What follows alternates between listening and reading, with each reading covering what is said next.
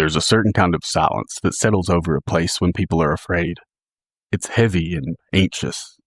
It hangs thick in the air and clings to porch swings and telephone poles, to shop windows and gravel roads. In the summer of 1981, in a small Missouri town called Skidmore, that silence was everywhere. People nodded without speaking.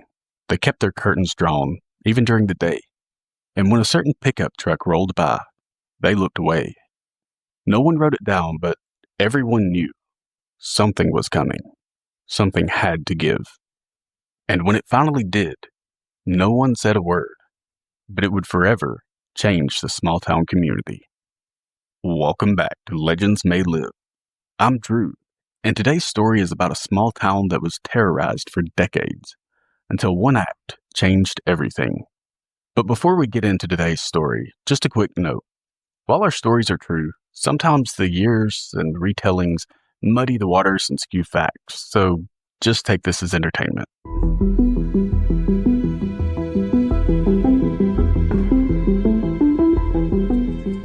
For the people of Skidmore, Ken Rex McElroy wasn't just a neighbor. He was the boogeyman.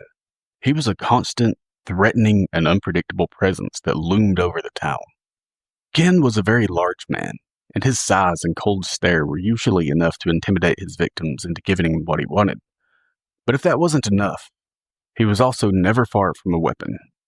If he wanted something, land, cattle, silence, he took it.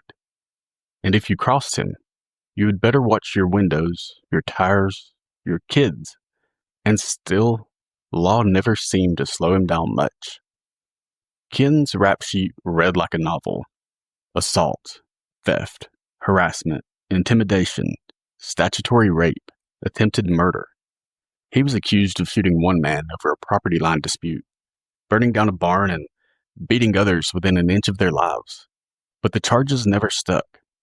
Witnesses retracted their statements, and evidence seemed to always mysteriously disappear. Ken had two things he could always count on to get him out of trouble: a fast-talking lawyer from Kansas City, and a town too terrified to testify. People learned to look away. They would lower their gaze when his pickup passed, and they learned to never answer the door if he pulled up. Because once he had you in his sights, he didn't let go. And his evil knew no bounds. In 1971, he hired 12-year-old Trina McLeod to babysit for him and his wife. And though she and her parents really wanted nothing to do with him, they allowed it because they felt like they didn't have a choice. But soon after, Ken, who was in his mid-30s, began having a physical relationship with Trina. And in 1973, when she was just 14 years old, she became pregnant with his child. And at this point, he had her come to live with him, right in plain sight of his own wife. And of course, all the while, her parents were trying to get her away from him, but Ken responded to their objections by tormenting them. He killed their dog, he burned down their family home, he stalked and just intimidated constantly. When Trina gave birth, though, it was undeniable what had happened, and he was facing the charges of rape, so he quickly divorced his wife and married Trina. And that was because under Missouri law at the time, a spouse couldn't be compelled to testify against their husband in court. And this shielded Ken from the consequences of those allegations against him. But shortly after this, she did try to leave him, which only led to more retaliation against her family. Finally, authorities placed Trina and her newborn into foster care in a nearby town, but Ken was seen parked outside the foster home for hours, sometimes armed, making threatening statements until eventually she went back to him. So for all of this, he faced no consequences. And year after year went by, with Ken's reign of terror continuing. He would just do anything he wanted, and if you didn't like it, you'd just better keep that to yourself. In 1976, a farmer named Romaine Henry noticed that Ken was shooting on some of his farmland, and he drove down to investigate, but before he had a chance to talk to Ken, he immediately turned hostile, and right away, Ken shot Henry in the gut. Then he tried to shoot him in the head, but Henry ducked, and the buckshot just grazed his forehead. But Henry was injured pretty bad, but He was still able to speed off before Ken could finish the job, and he did pull through and the police were notified. And while waiting on the trial date to be set, Ken drove his pickup to Henry's farm and just repeatedly intimidated the farmer. When a trial was finally set, he managed to find 2 raccoon hunters who claimed that he was with them when Henry was shot, far away from the property, and so Ken was acquitted. But it was what happened at the town's small grocery store in 1981 that really marked a change. Ernest Bo Bowenkamp was a 70-year-old kindly shopkeeper. He was tidying up his store when he saw this little girl just sneakily putting candy in her bag, and Bo called her out on it, but he was nice about it and kind of just gave her that grandfatherly speech about not stealing and sent her on her way. But that wasn't just any little girl. That was Ken's daughter. And a few days later, Ken pulled up behind the store, casually got out of his truck and walked over and shot Bo in the neck with a shotgun. And amazingly, Bo survived, but just barely. After that, Ken was arrested and finally charged with attempted murder. But the town's relief didn't last very long because, just like always, Ken posted bail. And not being one to learn his lesson, he started stalking Bo's family. Every night, Ken would drive by their house, just creep by slowly with his headlights off, his gun on the dash, and sometimes he would do this multiple times per night, just going back and forth menacingly. The townspeople begged law enforcement to intervene, but they were told that there was nothing more that could be done. So they decided to do it themselves. On July 10th, 1981, just before midday, the town of Skidmore gathered at the American Legion Hall.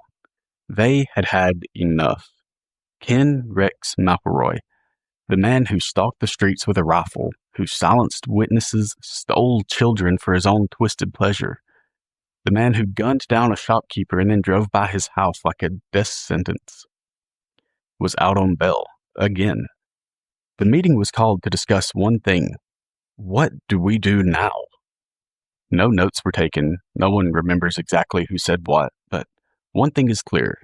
The room was full of fear and resolve.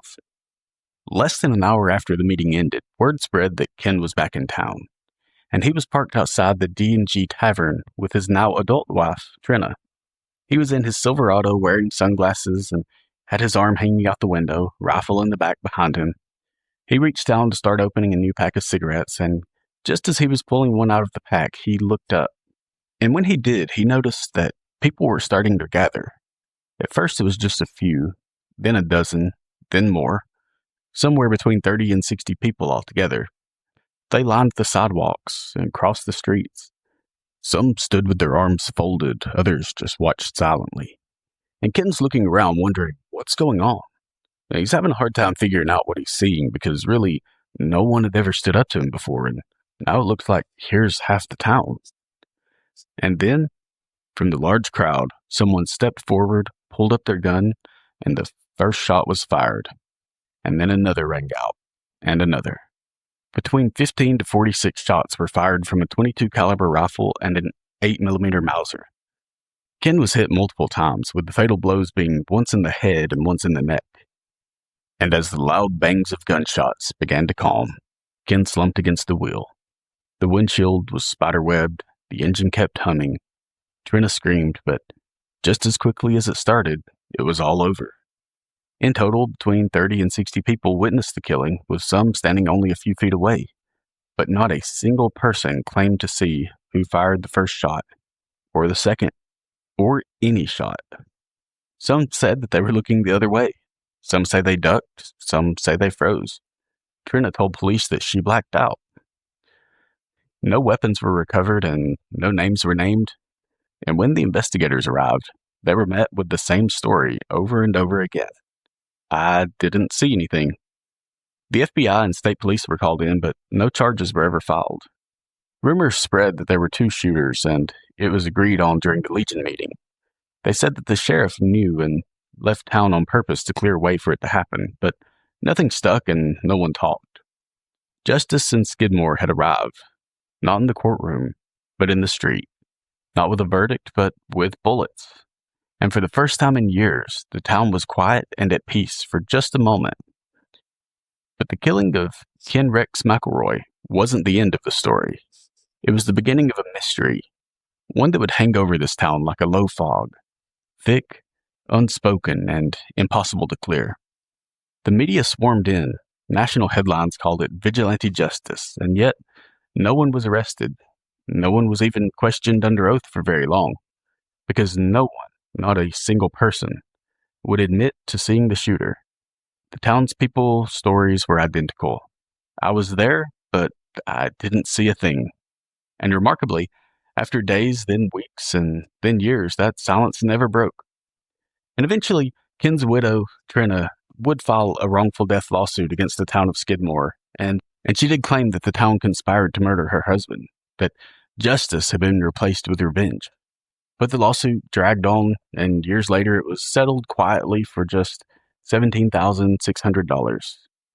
And as strange as it may seem, her remorse at his death, after all that he had done to her and her family, just further shows how he had groomed her from such a young age. But only now, with children of her own to care for, did she receive freedom from him. And along with it, she lost her provider. Hers is the most tragic story of all. She never received the rescue that she truly needed. As for the town people and their silence, maybe they were protecting the shooter, maybe they were all the shooter. But one thing's certain, the day that Ken died, Skidmore changed. Not because the nightmare ended, but because the people made a choice. Justice or peace. Silence or survival. And they've kept that choice ever since. That's it for today's story. If you enjoyed it, please remember to like, follow, and share it with a friend. And don't forget to check out our new website, legendsmaylive.com. Until next time, keep watch and stay safe.